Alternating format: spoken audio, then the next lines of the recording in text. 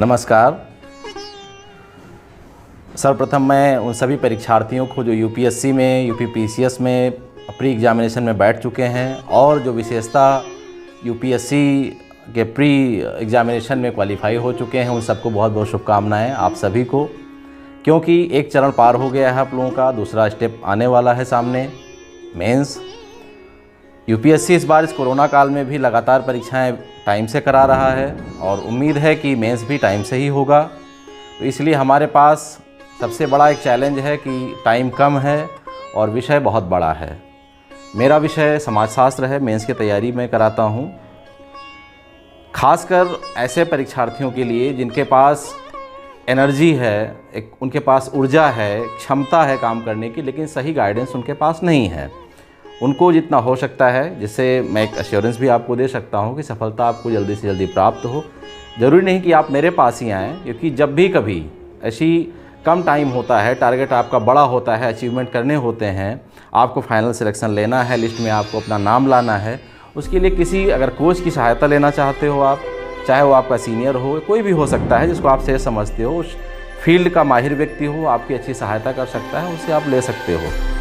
थोड़ा मेरा अनुभव भी रहा है और मैं चाहता हूं कि बहुत सारे ऐसे हमारे यंगस्टर्स हैं, यूथ हैं, भटकाओ, बहुत सारे ऐसे लोग होते हैं, बहुत लंबा भी समय लेकर के चलते हैं, परीक्षा में बहुत लंबी तैयारी करते हैं, समय लगता है। मेरा एक उद्देश्य है कि जो भी टारगेट आपका हो, समय से अचीव होना चाहिए। व्यक्ति के जीवन में जो भी लक्ष्य आप तय करते हो, उसका समय से ही अगर सही आकलन हो जाए और सही तरीके से मेहनत की जाए और सही दिशा में मेहनत की जाए, तो कोई भी लक्ष्य बड़ा नहीं होता है, प्राप्त किया जा सकता है। बहुत सारे छात्रों का फ़ोन आ रहा है लगातार कि सर समय कम है, क्वालिफाई भी कर गया हूँ, प्री मेंस मुझे देना है, लेकिन एक प्रेशर क्रिएट होता है कि टाइम कम है, कैसे मैं तैयारी करूँ और कैसे मैं इसको, इतना बड़ा सिलेबस है, पूरा जीएस का इतना बड़ा सिलेबस है, इतना सब कुछ कवर करना है, बैक टू बैक पेपर्स होते हैं, कैसे ये मैं याद रख पाऊँगा और कौन सी टेक्निक हमारे पास हो कि मैं अच्छी आंसर राइटिंग कर पाऊँ जिससे अच्छा स्कोर हो।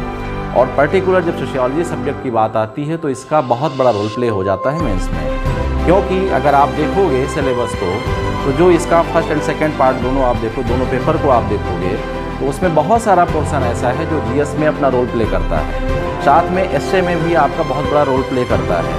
आपके पूरे जीएस पार्ट को देखते हुए साथ में आपका सब्जेक्ट, दोनों बहुत बड़ा रोल प्ले है इसका। अगर आप देखोगे स्कोरिंग मार्क वाइज, बिल्कुल साइंटिफिक तरीके से अगर आप देखना चाहोगे एक बार कि क्या कौन सा सब्जेक्ट मैं लूँ, इसका टाइम नहीं है आपके पास, आपने पहले डिसाइड कर लिया होगा। क्योंकि अगर जिन्होंने अभी तक सब्जेक्ट डिसाइड नहीं किया है, उनके लिए तो मैं बस शुभकामनाएं दे सकता हूं, क्योंकि इतना समय बचा नहीं है। लेकिन ऐसे छात्र जिन्होंने ऑलरेडी तय किया हुआ है, जिनका सब्जेक्ट रहा है, हो सकता है थोड़ा बहुत पढ़ा भी हो उन्होंने, लेकिन समय कम है, एक स्ट्रैटेजी के तहत हमको चलना होगा।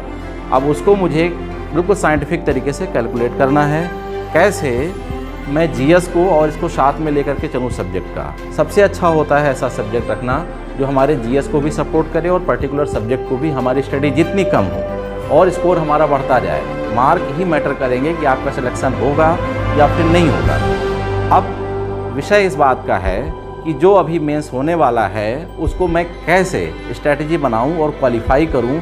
और क्वालिफाई ही करना नहीं है आपको, उसके साथ साथ आपको एक अच्छा स्कोर लेकर के आना है जो फाइनल लिस्ट में आपका नाम ला सके।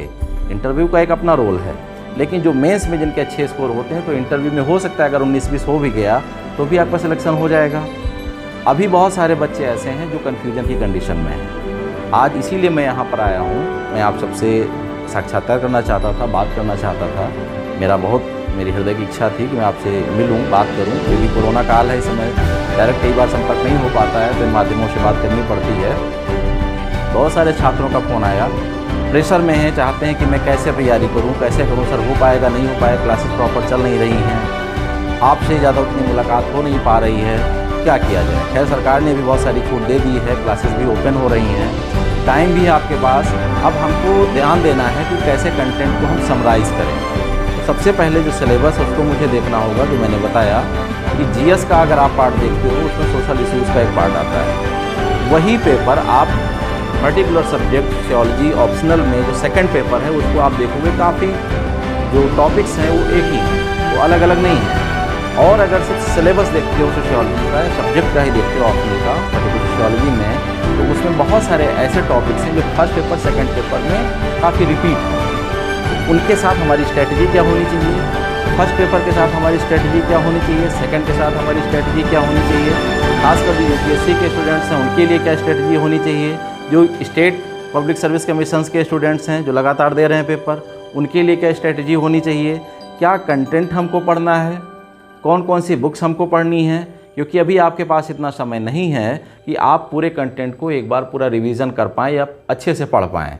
तो ये मैटर करता है कि क्या रिवीजन हमको करना है, कैसे आंसर राइटिंग करनी है, क्या फ्रेमिंग आपकी होनी चाहिए, वही सोशल इश्यूज़ का जीएस में क्या फ्रेमिंग होनी चाहिए, वही सेकंड पेपर और फर्स्ट पेपर में क्या फ्रेमिंग होनी चाहिए, उसके साथ साथ क्या ऑथेंटिसिटी आपके आंसर की होनी चाहिए, उसमें किन फैक्ट्स को हमको डालना है, किन को नहीं डालना है, कौन से ऐसे एग्जाम्पल्स हैं जिनको आप जीएस में डाल सकते हो, सब्जेक्ट में नहीं डाल सकते हो, किसको आप फर्स्ट पेपर में यूज़ कर सकते हो ऑप्शनल में, किसको सेकंड में यूज़ कर सकते हो।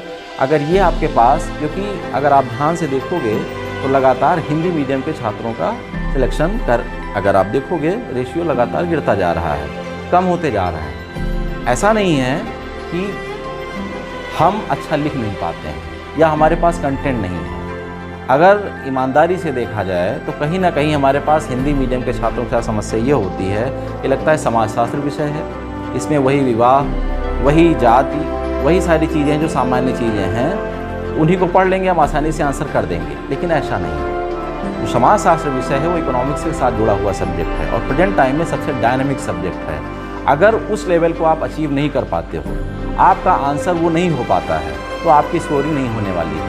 क्योंकि सामान्य तरीके से विवाह कितने 8 प्रकार के होते हैं, परिवार कितने प्रकार के होते हैं, कौन कौन से हैं, ये लिखने भर से आपका अब काम नहीं चलने वाला है। क्योंकि हर वर्ष अगर आप देखोगे तो मार्किंग बढ़ती जा रही है और जो आंसर राइटिंग है उसकी फ्रेमिंग और उसमें जो कंटेंट और जो डेटाज डाले जा रहे हैं बहुत ही अपडेट होते जा रहे हैं। और आपका कंपटीशन ऐसे छात्रों से है जो पर्टिकुलर, मान लीजिए इंजीनियरिंग छात्र बैकग्राउंड से आए हैं, मैनेजमेंट बैकग्राउंड से आए हैं, तो उनका जो अप्रोच होता है वो बिल्कुल साइंटिफिक होता है, उनमें भटकाव नहीं होता है।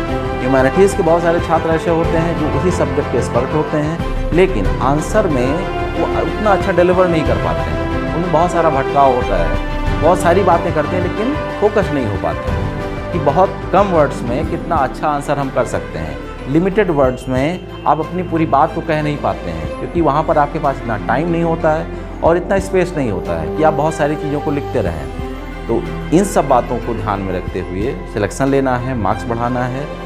तो मैं आपके लिए तैयार हूँ, तत्पर हूँ। इसके लिए आदिज्योति संस्थान में भी क्लासेस हमारी शुरू हो रही हैं। जैसे बहुत सारे छात्रों ने रजिस्ट्रेशन भी कराया है, मिलना चाह रहे हैं, तो जल्द से जल्द ही, क्योंकि भी लॉकडाउन जो कोचिंग संस्थानों पे था वो धीरे से ख़त्म हुआ है, सरकार ने परमिट किया है, तो अब हम सभी मिल भी पाएंगे। दोनों मोड से हम आपसे मिलेंगे, ऑनलाइन भी और ऑफलाइन में भी, क्लास में भी मिलते हैं। पुनः आपको बहुत बहुत शुभकामनाएँ और जल्द से जल्द हम क्लास में मिलते हैं और नया एक टारगेट अचीव करते हैं। बहुत बहुत धन्यवाद।